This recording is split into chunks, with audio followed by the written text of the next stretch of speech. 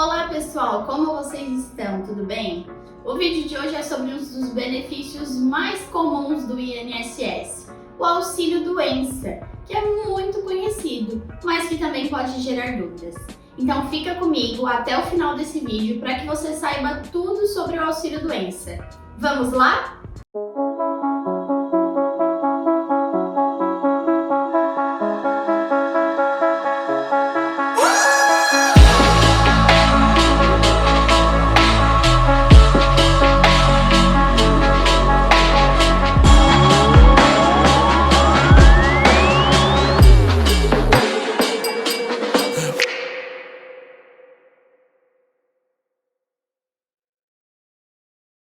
O auxílio-doença é um benefício destinado para quem precisa se afastar do trabalho por motivo de saúde por mais de 15 dias. Então a pessoa vai precisar fazer uma cirurgia, vai pegar um atestado médico porque está doente, vai precisar dar uma atenção a mais para a saúde.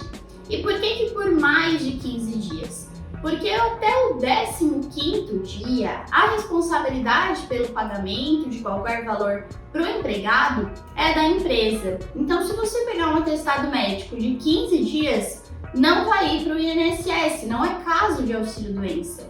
Mas, se você pegar um atestado de 16 dias ou mais, aí sim você vai precisar ser encaminhado para o INSS para requerer o auxílio-doença. Porque a partir do 16º dia, quem tem que pagar esses dias que você está em tratamento médico, que você está cuidando da sua saúde, é o INSS. E esse afastamento que eu estou falando para vocês, ele pode ou não ser relacionado com a atividade de trabalho. Não precisa ser necessariamente um acidente de trabalho ou uma doença ocupacional do trabalho. Pode ser um acidente de qualquer natureza, uma doença de qualquer natureza. O que só não pode acontecer é que seja uma doença posterior ao vínculo de seguro com o INSS. O que significa isso, Ana? Por exemplo, você está doente, precisa de tratamento médico e aí começa a pagar por guia ou então começa a trabalhar de carteira assinada para requerer o auxílio-doença. Isso não pode ser feito. Se a doença já existia, era uma doença pré-existente, o auxílio-doença não vai ser devido nesses casos.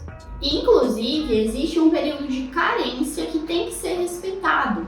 Além de o trabalhador ser vinculado ao INSS para poder requerer o auxílio-doença, ele precisa respeitar o período de 12 meses de carência, que significa que ele precisa ter um vínculo com o INSS no prazo de 2 meses anteriores àquela doença. Então, por isso que eu falei para vocês que não tem como ser uma doença pré-existente sem respeitar essa carência de 12 meses. Em alguns casos, existem exceções dessa carência. Por exemplo, se for o caso de um acidente de trabalho que acontece no exercício do trabalho ou dentro da empresa, essa carência não precisa ser observada.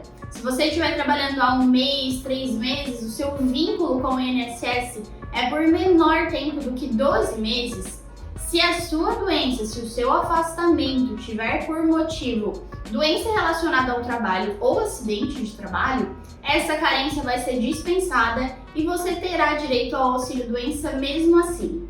Aqui nesse ponto é importante também registrar que os contribuintes individuais ou facultativos, que são as pessoas que pagam por guia, os autônomos, advogados, médicos, empresários, e os facultativos, que são também as pessoas que pagam por guia, mas aí são os estudantes, as donas de casa, os donos de casa.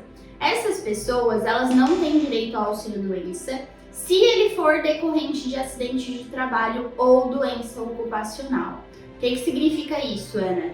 Lembra que eu acabei de falar para vocês sobre a exceção do período de carência se for acidente de trabalho?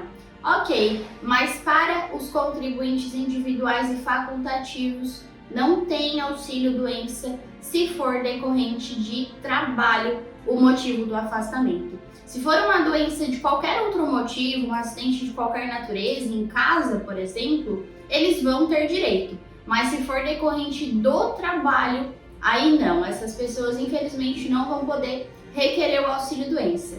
Esse é um assunto bem discutível, mas é o posicionamento e a jurisprudência que a gente tem firmada na data de hoje. Então, revisando os requisitos do auxílio-doença. Primeiro, qualidade de segurado no INSS, aquele vínculo com o INSS. Segundo, a necessidade de afastamento do trabalho por mais de 15 dias. Então, você não tem condições de trabalhar por motivo de saúde por mais de 15 dias. E terceiro, respeitar, observar o período de carência de 12 meses ou se for um caso de exceção e de dispensa de carência. E aí, na prática, como é que funciona esse requerimento de auxílio-doença? Você vai constatar, vai pegar lá os seus atestados médicos e vai saber quanto tempo vai precisar para o seu tratamento médico. Se for uma cirurgia, se precisa de recuperação de longo prazo. E aí você vai agendar uma perícia no INSS para que o médico perito do INSS possa te avaliar e ele vai definir, com base na consulta médica e também nos atestados que você vai ter, quanto tempo de auxílio-doença que você vai receber, quanto tempo que você vai precisar ficar afastado. E aí o perito do INSS, ele não precisa obrigatoriamente respeitar o prazo exato que está no seu atestado médico. Você pode ter um atestado médico de 90 dias e o perito do INSS avaliar que você precisa de um auxílio-doença de 30 dias, por exemplo. E existem também os casos em que você tem o atestado médico e o perito do INSS, mesmo assim, define e avalia que você não tem direito ao auxílio-doença. Nesses casos, é possível fazer um recurso dentro da autarquia mesmo, administrativamente, para que outro médico avalie.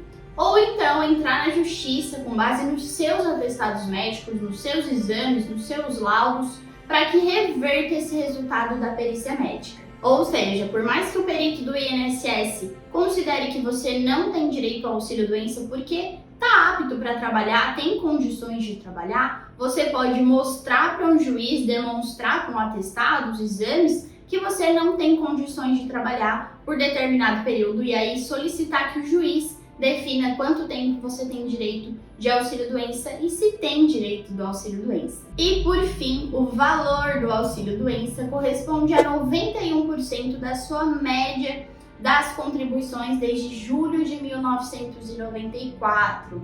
Então, provavelmente você vai receber um auxílio-doença menor do que o seu salário, menor do que está acostumado a receber. Existem ainda algumas regras de exceção quanto ao cálculo, algumas regrinhas que têm que serem observadas, mas sempre respeitando também o salário mínimo. O auxílio-doença tem que respeitar esse valor mínimo de pagamento para o segurado do INSS. E aí, você gostou dessas informações? O auxílio-doença é muito conhecido, muita gente conhece, já pediu, já ganhou inclusive, mas pode deixar algumas dúvidas no caminho do requerimento. Se você gostou dessas informações, encaminhe para o seu colega, para os seus familiares, deixe aqui embaixo o seu like, seu comentário também e se inscreva no nosso canal. Até a próxima!